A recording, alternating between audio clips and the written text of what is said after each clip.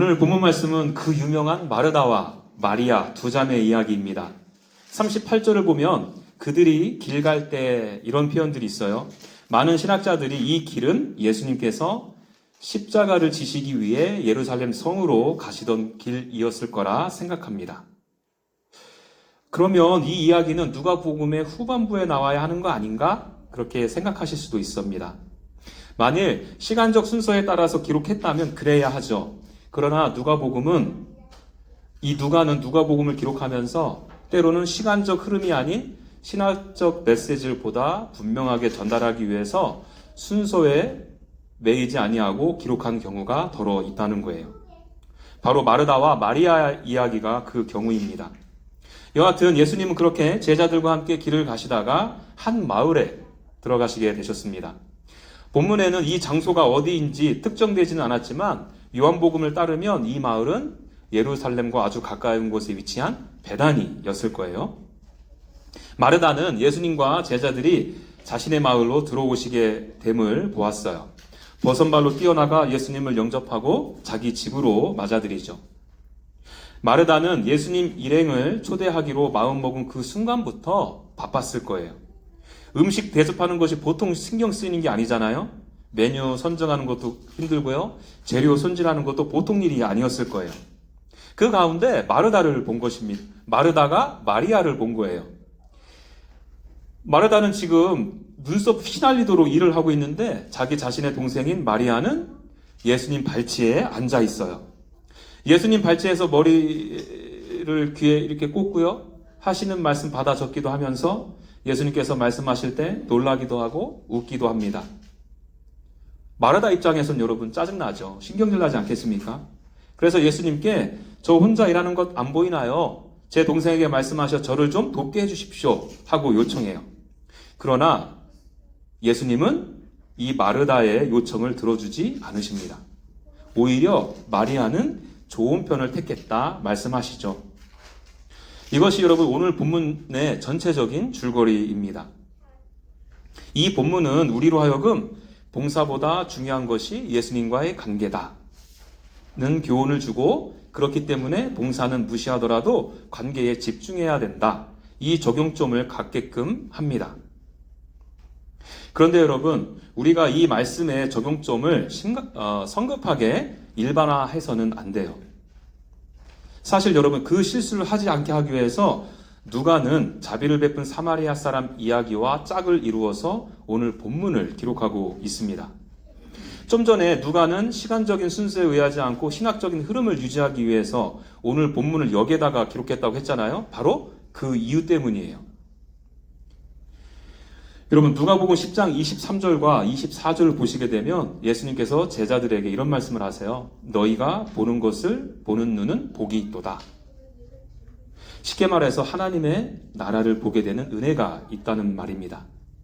반면에 많은 선지자와 임금이 그 제자들이 보는 바를 보지 못했고 듣는 바를 듣고자 했으나 듣지 못했다고 말씀하세요. 하나님의 나라를 보지도 못하고 듣지도 못하는 사람들이 있다는 거예요. 그러면서 바로 이어서 이 자비를 베푼 사마리아 사람 그리고 마리다와 마리아 이야기가 들려지고 있는 것입니다. 무슨 말이에요, 여러분? 누가는요, 이 두 이야기를 통해서 보지 못하고 듣지 못하는 사례를 들어서 이야기를 해주는 것입니다. 자비를 베푼 사마리아 이야기에서 율법 교사가 등장합니다. 이 사람이 하나님의 나라를 보지도 못하고 듣지도 못하는 자인 거예요. 그 특징이 어떠했습니까? 율법은 나름 알고 있었고 지킨다고 했지만 민족주의적 그 경계에 가로막혀서 이웃의 한계가 정해져 있었죠. 그래서 여러분 그 율법 교사에게 예수님께서 이 말씀을 해주신 거잖아요. 내가 바로 자비를 베푼 사마리아 사람이다. 너는 강도 만난 자다. 이 사실을 깨닫고 이제 너도 자비를 베푼 사마리아 사람처럼 진정한 이웃이 되어 주어야 한다. 그러면서 37절에 이런 말씀을 하세요. 여러분들도 성경책 펴셨으면 한번 눈으로 확인해 보십시오. 37절에요. 가서 너도 이와 같이 행하라. 영어로는 go and do likewise. 무슨 말이에요, 여러분? 책상머리에 앉아서 신학적으로 본질이 무엇인가 하고 따져보았다면 이제는 가서 이와 같이 행해야 한다는 것입니다. 하나님의 말씀을 공부하는 것 좋죠. 그 공부를 통해서 배운 하나님께서 주시는 마음을 가지고 이제는 나가서 이와 같이 행하라 하는 거예요. 가서 이와 같이 행하지 않는다면 너희들은 하나님의 나라를 제대로 본 자가 아니라 말씀하시는 것입니다. 이것과 이 내용과 짝을 이루어서요, 오늘 본문은 율법 교사 대신 마르다를 보여주고 있는 것입니다. 마르다와 같이 예수님과 인격적인 관계 없이 행함에 치중하는 사람들에게 주시는 말씀이라는 거죠.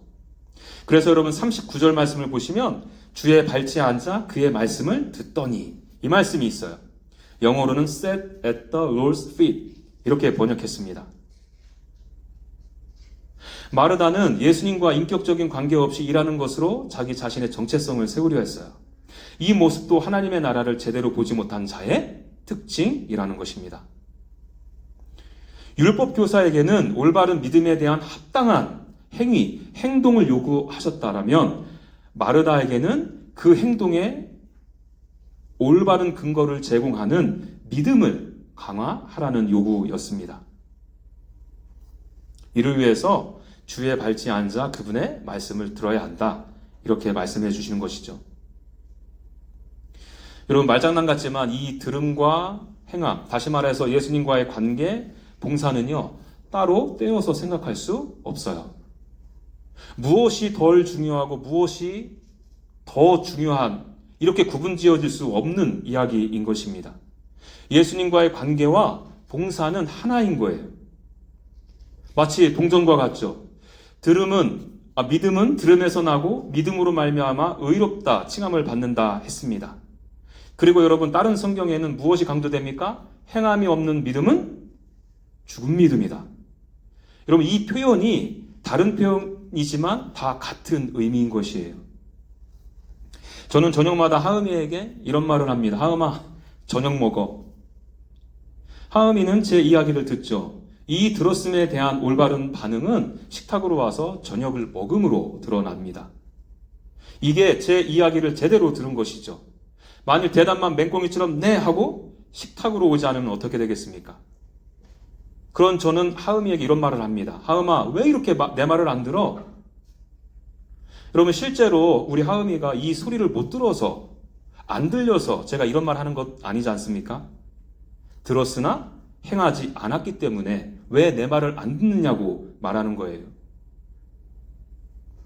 또 반대로 제가 밥 먹어 라고 말도 하지 않았는데 아빠가 밥 먹으라고 하지 않았나? 하면서 식탁에 앉는 것도 어색한 거죠. 그렇기 때문에 여러분 들음과 행함은 따로 떼어서 절대로 설명 못합니다. 하나예요. 다만 우선순위에 있어서 우선순위를 정하는 데 있어서 들음이 먼저 임에는 틀림이 없어요. 기차를 생각해 보세요. 맨 앞에서 기관차가 뒤에 수많은 객차를 끌고 가지 않습니까? 예수님의 말씀, 예수님의 관계가 기관차이고요. 우리는 객차와 같습니다. 우리가 행하고 봉사할 수 있는 뿌리는 기관차이신 예수님의 말씀, 예수님과의 관계가 있는 거예요. 그 말씀이 내 심령 가운데 들려져 내 안에 역사하게 되면 그것이 바로 나의 행함으로 드러나게 된다는 것입니다. 그런데 여러분, 우리의 죄성은 늘 한 곳으로 우리를 치우치게 하죠. 말씀만이 중요하다는 거예요. 예배에만 목숨 걸어야 된다는 거예요. 그러면서 정작 가서 행하는 일은 없다라는 것입니다. 성경 말씀은 많이 아는데 그 성경 말씀이 가리키는 뜻, 의를 이 세상 가운데 펼쳐 보이지 않는 것이죠.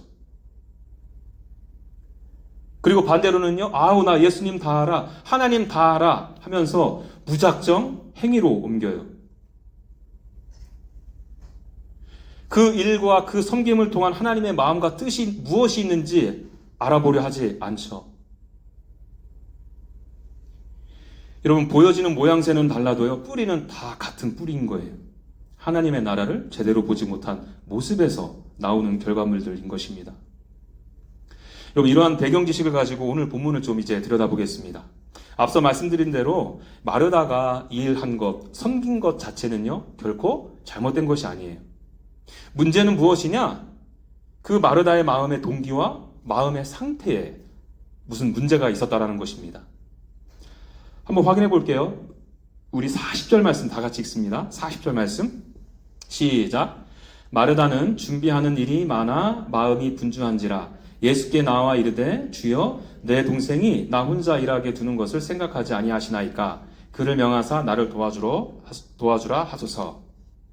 여기 보니까 마르다의 마음을 대표할 수 있는 한 표현이 나와요. 마음이 분주하다. 여기 이 단어는요, 사방으로 끌어당기다, 이런 의미가 있어요. 중세 유럽이나 고대 사회에서 말을 내 방향으로 메워서 사람의 사지를 찢어 죽이는 사형 방법이 있죠.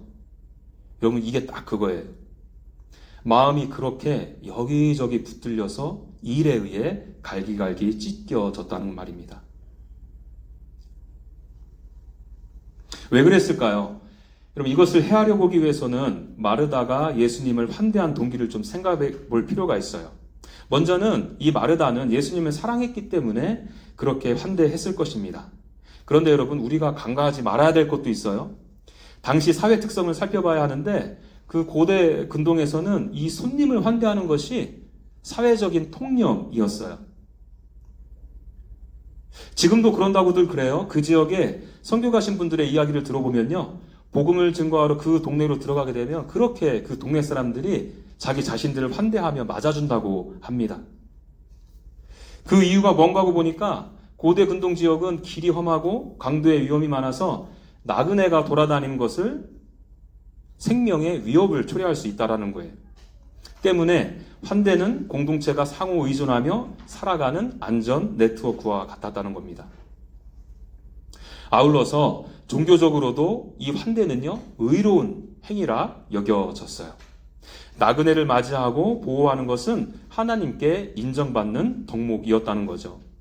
그리고 주위 사람들로부터 저 사람은 의로운 사람이야, 좋은 사람이야, 괜찮은 사람이라고 인정받는 목록이었습니다. 여러분, 저는 이 마르다에게도 예수님을 사랑하는 마음도 조금 있었고요. 이 문화적 가치, 사회적 통념, 종교적 기준이 한데 섞여서 지금 이러한 행동을 하고 있다라고 생각을 합니다. 왜 그런가 하면 여러분, 오늘 본문을 보시면 예수님은 애초에 여러 종류의 음식을 원하지 않으셨습니다. 42절을 보시겠습니까? 42절. 거기 보시면 예수님께서 몇 가지 혹은 한 가지만이라도 족하다 하시면서 마리아는 좋은 편을 택하였다 말씀하시죠. 여러분, 여기서 이 좋은 편은 이중적 의미를 담고 있는데요. 하나는 조금 이따가 살펴보기로 하고요.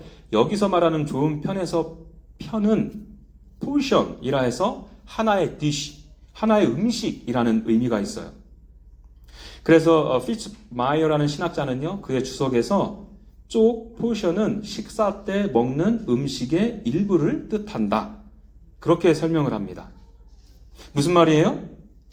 예수님은 한 가지 음식만 준비해도 충분했을 텐데 너가 필요 이상으로 많은 메뉴를 선정해서 근심과 염려하고 있구나, 이렇게 말씀하셨다라는 거죠.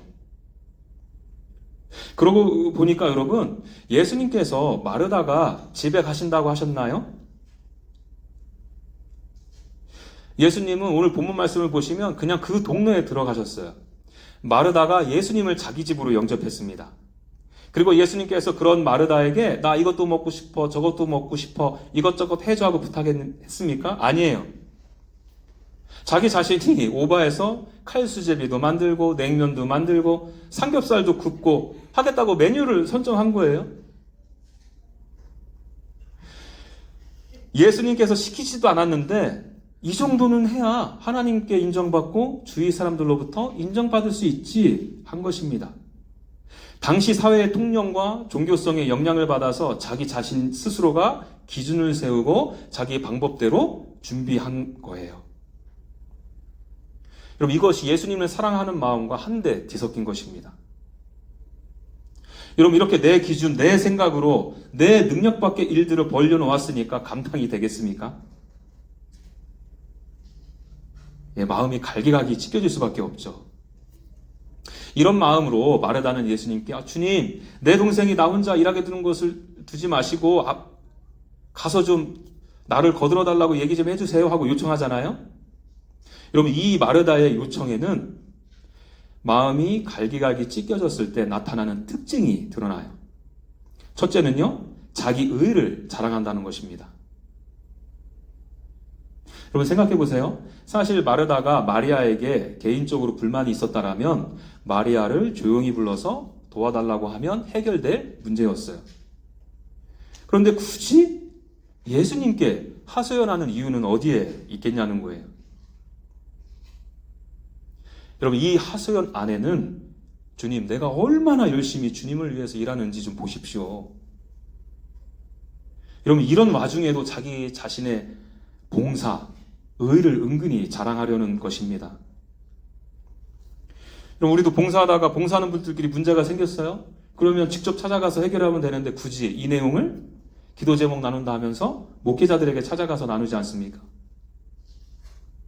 그 뿌리와 같죠. 나는 이렇게 하고 저렇게도 하는데 저 친구는 그러지 않는다는 것 아닙니까? 마찬가지예요. 둘째는요, 하나님의 자리에서 남을 판단하고 정죄한다는 것입니다.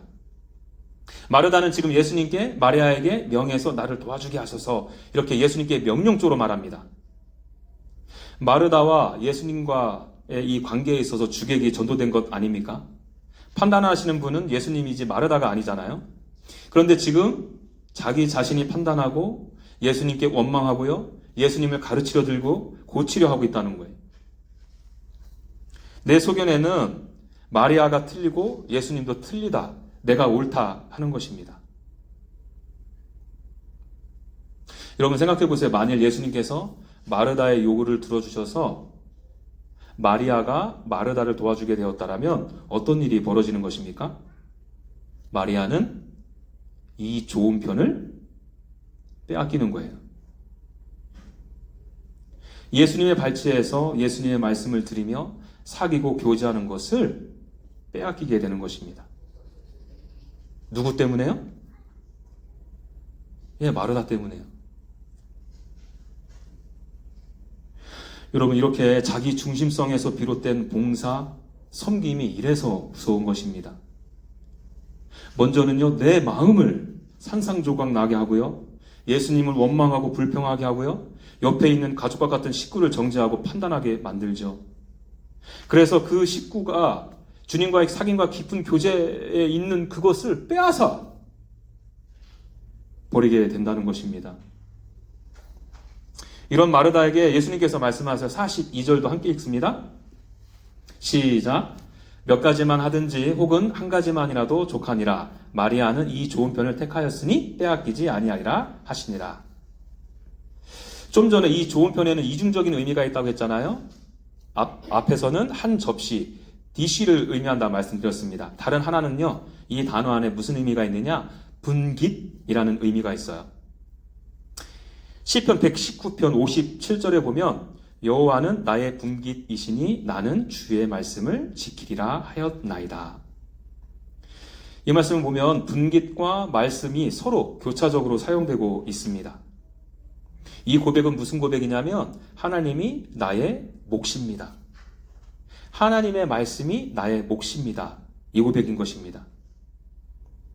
마르다는 육적인 음식을 이것저것 여러 가지 만드느라 분주했잖아요. 근데 마리아는요, 영혼의 디시, 영혼의 양식을 택한 것입니다. 그래서 예수님은 마르다를 사랑하시기에 타이르시는 거예요. 마르다야, 네가 일이 많아 걱정도 많고 염려도 많구나. 그런 너를 이해한다. 그러나 한 가지가 아쉽다. 나는 너가 음식 한 가지를 더 내놓기 위해 분주한 것보다 내가 참된 양식을 베푸는 존재임을 알기를 원한다. 너는 하나님의 말씀인 나를 먹어야 한다. 마리아처럼 너도 이 좋은 편을 택해야 한다.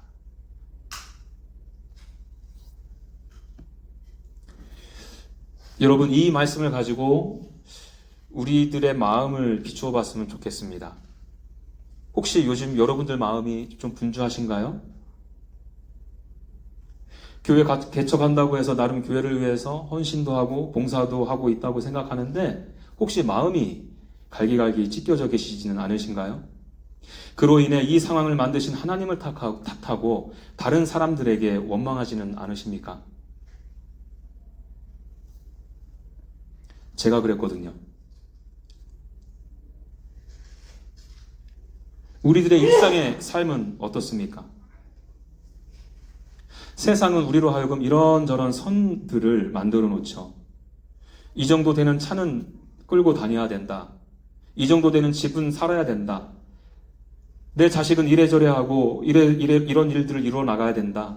내가 다니는 직장은 적어도 이 정도는 되어야 한다 하고 선을 그어요. 그래야 나름 좋은 사람이라 인정받고 내 삶 또한 안전하다 가르치죠. 여러분, 그 선을 지켜내려고 아둥바둥 사시다가 지금 현재 마음이 갈기갈기 찢겨지지는 않으셨습니까? 이것이 자기 연민이나 타인 비난으로 연결되지는 않고 계신가요? 만일 저와 여러분들이 그렇게 마음이 사방으로 갈기갈기 찢어진 상태에 계시다면 우리에게 선택이 필요해요. 계속해서 그 자리에 계시든지 아니면 그 선을 무너뜨리고 예수님 앞으로 나오는 것입니다.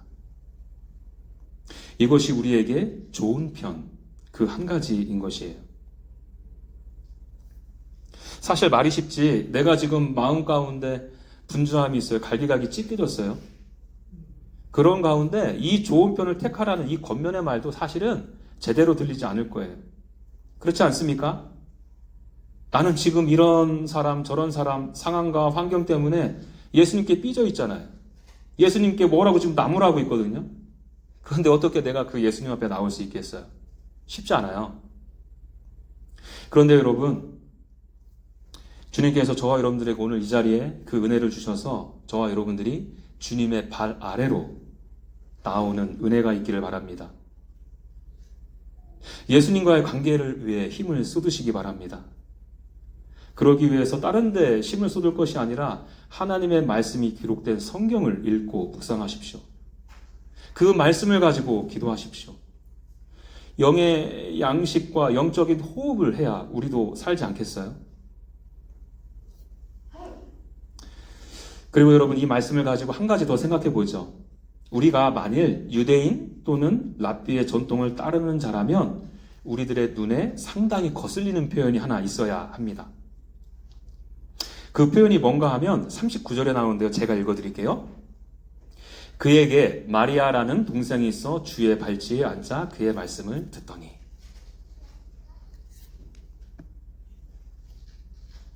여러분, 우리는 이 표현을 보면 이게 뭐가 선을 넘는 거지? 이런 생각을 하실 수 있어요. 그런데 여러분, 이 당시의 배경을 알면요, 그렇지 않다는 것을 우리가 확인할 수 있습니다. 당시 여러분, 유대인들은요, 그 가정에서 남녀 역할의 구분, 그리고 그에 따른 그 역할을 감당하는 장소가 뚜렷이 구분이 되었어요. 그래서 손님을 대접할 때에도 그 역할과 사용 공간이 달랐습니다.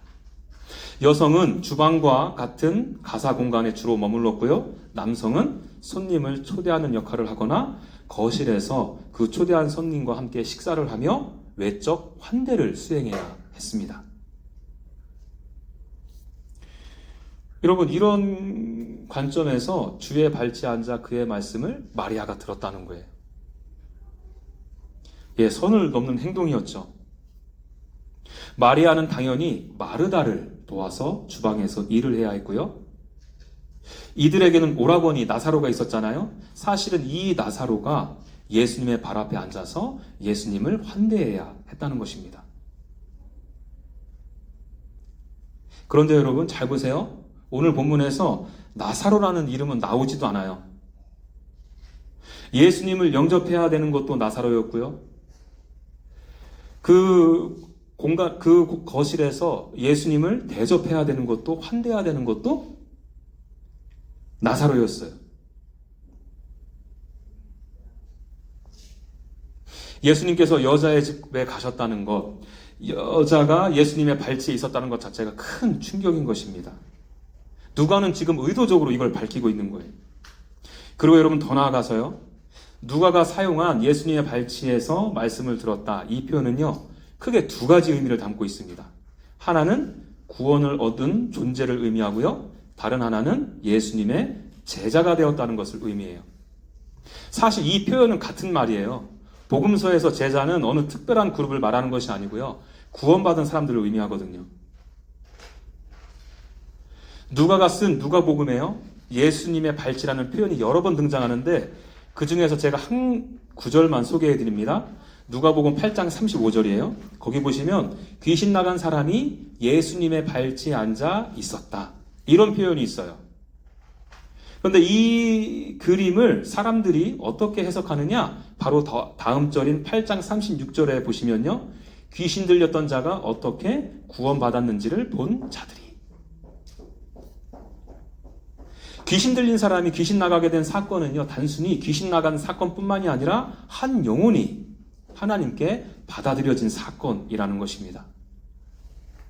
그것을 보여주는 그림이 바로 귀신 나간 사람이 어디에? 예수님의 발치에 앉아 있다라는 겁니다. 이번에는 여러분 사도행전 22장 3절을 읽어드립니다. 아시는 것처럼 사도행전은 누가 썼습니까? 누가 썼냐고요? 누가가 썼죠. 여기서도 발치를 의미하는 헬라어 단어가 쓰는데요. 한번 들어보세요. 나는 유대인으로 길리기아 다소에서 났고 이 성에서 자라 가말리알의 문화에서 우리 조상들의 율법에 엄한 교훈을 받았고 오늘 너희 모든 사람처럼 하나님께 대하여 열심히 있는 자라. 이 구절에서 여러분 가말리알의 문화 할 때 이 문화가 바로 발치와 같은 단어예요. 여러분 가말리알의 문화가 되었다는 것은 무슨 의미를 말합니까?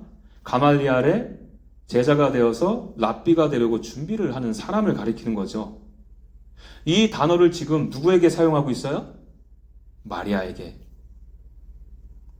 예수님께서 주시는 구원의 은혜를 잊고 이제 예수님의 제자로 자리매김하고 있다는 말인 것입니다.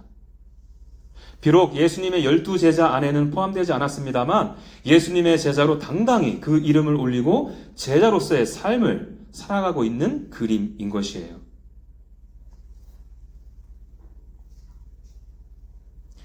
당시 랍비 전통에 있어서 이 여자가 랍비가 된다는 것, 제자가 된다는 말은요, 상상도 할 수 없는 일이었어요. 그래서 중동의 눈으로 본 예수를 지은 케네스 베일리라는 분은요, 이런 말을 해요. 마르다의 심사가 뒤틀린 결정적인 이유는 자신을 도와주지 않았기 때문이 아니라 자신의 여동생인 마리아가 남자들과 함께 예수님의 제자가 되었다는 사실 때문이라. 이렇게 이해하는 것이 훨씬 더 자연스럽다. 이렇게 말했습니다. 그러나 예수님은 오히려 마리아가 제자가 되어서 그의 복음을 배우고 연구할 권리가 있음을 지금 이 말씀을 통해서 변호해 주시는 것입니다. 여러분 여기서 이 누가가 강조하고 싶은 복음의 특징이 무엇이겠습니까?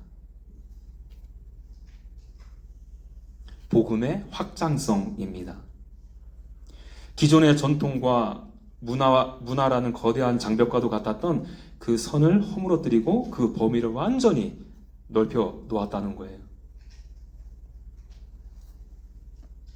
마르다를 보십시오. 마르다는 마리아를 전통이라는 선 안에 가두었죠. 사회 관습이라는 틀 안에 가두었습니다. 행위를 통해서 하나님의 호의를 사려는 율법주의 틀로 묶어놓으려 했어요. 이런 틀 안에 있던 마르다는 오히려 복음 안에 있는 마리아를 빼앗아오려 했습니다. 좀 전에 소개해드린 자비를 베푼 사마리아 사람 이야기도 보십시오. 그들은 하나님을 사랑한다 했으며 자기 자신의 이웃이 있고 그 이웃을 사랑한다 했습니다. 그들은 그들이 만들어 오는 선 안에 사랑이고 이웃이었던 거예요. 그런데 예수님은 그 이웃의 범위, 그 선을 무너뜨리고 사마리아인까지 그 범위를 확장시키지 않습니까? 예수님께서는 지금 십자가를 지시러 예루살렘 성으로 올라가시는 길이십니다. 십자가 지시러 가시면서 지금 율법의 잘못된 이해, 율법주의, 전통 문화의 잘못된 틀, 이 경계선들을 자꾸 허무시고 가시는 거예요. 궁극적으로 십자가와 부활 사건을 통해서 이 땅에 하나님의 나라가 세워지기 시작할 때 그 하나님의 나라의 범위가 얼마나 넓은지를 보여주는 거예요. 여러분, 그 하나님의 넓은 그 나라 안에는 어떤 자들이 받아들여졌습니까? 지금까지 우리가 복음서를 살피면서 등장했던 인물들을 떠올려 보십시오. 광야에서 삶의 의미 없이 내용 없이 살던 자들이요. 율법주의에 사로잡힌 종교 지도자들이요. 그렇게 유대인들이 증오하고 개취급했던 이방인들이요. 그렇게 더럽게 생각했던 귀신 들린 자들이요. 중풍병자요. 소경된 자요. 혈기 마른 자요. 간음한 자요. 이들은 모두 인간이 재성으로 만들어 놓은 그 모든 선 안에 갇혀 있었던 자들이었습니다. 그 선 안에 저와 여러분들도 있었죠. 이런 저와 여러분들을 구원하시기 위해서 예수님께서 도를 지나치셨어요. 선을 넘으셨습니다. 눈치 없이 개념 없이 선 넘은 것이 아니라요. 은혜를 주시기 위해 은혜의 선을 넘으신 것입니다. 예수님은 신의 영역을 벗어나셨습니다. 인간이 되셨어요. 시간과 공간의 창조자이자 주관자이신 예수님께서 시간과 공간의 제한 안으로 들어오셨습니다. 예수님은 거룩하세요. 그 거룩의 선을 넘으셔서 더러움으로 나가서 죄가 되셨습니다. 예수님은 블레싱한 존재이신데 그 블레싱의 영역을 벗어나셔서 저주의 상징인 골고다에 올라가 십자가에 달리셨죠. 생명이라는 선을 넘어 죽음을 경험하셨습니다. 왜요? 죄와 죽음과 사망이라는 선 안에서 도저히 우리 스스로를 의롭게 또 생명 있게 살 수 없는 저와 여러분들을 위해서요.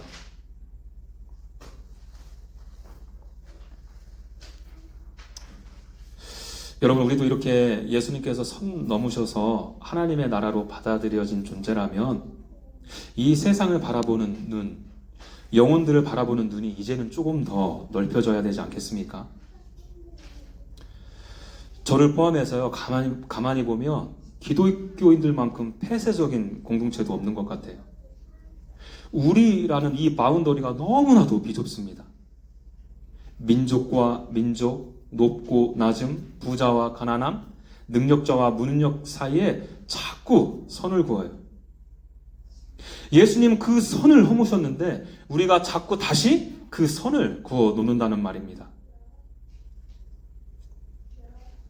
이렇게 말씀드려서는 별로 와닿지 않으시죠? 여러분, 여러분들이 가장 증오하는 분, 혐오하는 사람, 그런 사람들을 떠올려 보십시오. 그 사람이 지금 저 문을 열고 우리 교회 안으로 들어온다고 생각해 보세요.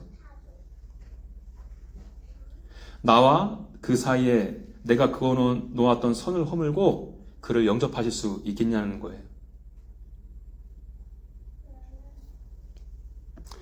사도 바울은 이런 말을 해요. 너희는 유대인이나 헬라인이나 종이나 자유인이나 남자나 여자나 다 그리스도 예수 안에서 하나이니라.